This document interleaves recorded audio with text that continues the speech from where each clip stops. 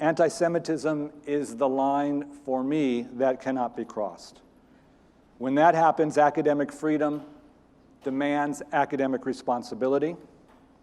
When protected hate speech demands clear and loud condemnation, and when critical thinking demands that we call it what it is, anti-Jewish bigotry.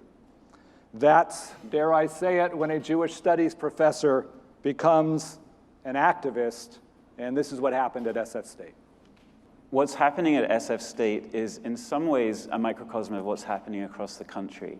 Really difficult discussions about hate speech and how that plays out on college campuses.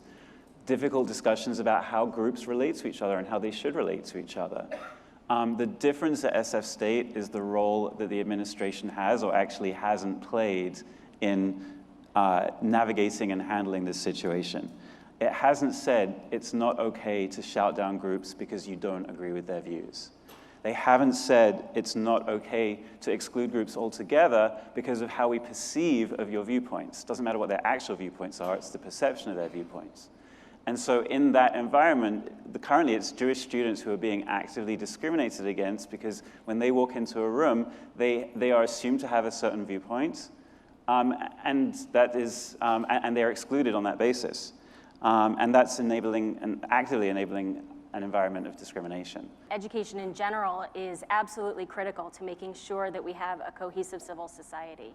We know that when there are strains in the democratic fiber of any society, that anti-Semitism flourishes and all minority populations are vulnerable. So that's really why the Jewish community has been so involved through philanthropy and other kinds of engagement in making sure that the University of California system and the California State University system and all of the campuses in this wonderful Bay Area have the Jewish community's full engagement and support. I think that there is, at least in the broader Jewish community, a lot of empathy for this sense of resistance. If one applies that same idea to an extreme, there is a section of the far left that believes that if one normalizes the oppressor, one is part of the problem. Therefore, it is the obligation of every single individual who is committed to the cause, whatever the cause is, to do absolutely nothing to normalize what the enemy is doing. Now, at SF State, the enemy are the Zionists. And Zionism is, in the minds of many on our campus, an evil ideology, and therefore, they, in order to advance their national self-determination, must make sure that they do nothing to normalize. So this begins with BDS, but on our campus, it goes far beyond BDS. Students who believe in anti-normalization will not enroll in a Jewish studies class, and it's not because of the course content, it's about the perception that the professor is a Zionist. And if you are a Jewish student and you don't expressly disown Israel, your views are assumed. If you're part of the Jewish student group, it is assumed that you are, a part of the colonial oppression regime, as they would call it at SF State. I think our perspective is Jewish students shouldn't have to declare, but really Jewish students shouldn't even have to have a viewpoint on any subject to be able to participate in discussion on campus. And unfortunately, that's not the current reality at SF State. But what separates a great year, academic year on a college campus from a really terrible one is the leadership and how they handle and how they manage these kinds of situations when they arise on campus.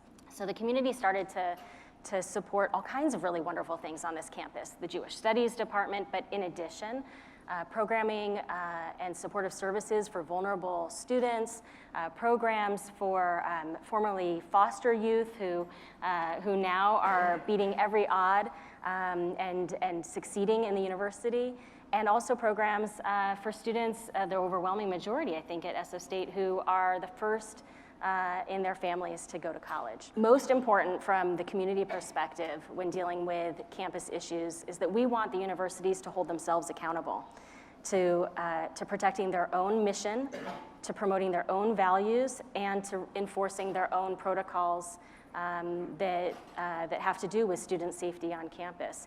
You need a university president to make a public announcement that every single student is welcome in every space at every time. So I am not here to end anti-normalization, and I'm not here to change the anti-Israel or anti-Zionist culture at SF State. This is embedded for lots of different reasons. But I am here to say that we are a university, and we are gifted and privileged as a university, and we need to make sure that we have clarity on what that means and on what behaviors need to be stopped. The university's role is to put a spotlight on the most interesting, dynamic issues of the day and create a learning-rich environment. So these should be issues that the administrations put up on a table for everybody to come around and discuss and become educated and more informed about, rather than to become complicit in these issues by trying to sweep this under the rug. What's our goal with this university? And our goal is really to change the climate on campus. And so we've challenged ourselves as a team to ask, what can we do to advance the kind of climate change that we'd like to see? And so we've been working with, and will be working more with the vice presidents who can help to create a change on campus. We'll be doing some trainings together to talk about with their with their administrators who deal with diversity and inclusion, to talk about anti-Semitism on campus, what it looks like, how anti-Semitism has changed over the years, some of the issues around intersectionality, and what we as a community expect administrators to do to make sure that students feel safe on this campus. As a white, privileged, suburban-raised, synagogue base camp kid, and I think that applies to a lot of our undergraduates, it's a shock to show up at a campus such as ours. So after a few moments of letting the tears flow, I welcome them to the most important learning they're going to have at the university, which is to get exposure to people with experiences and ideas that are fundamentally different from ones that they have had. I think that's why universities exist. Certainly in Jewish studies, it's why I came to SF State, and it is a place of tremendous learning. An undergraduate challenged a university president to define Zionism.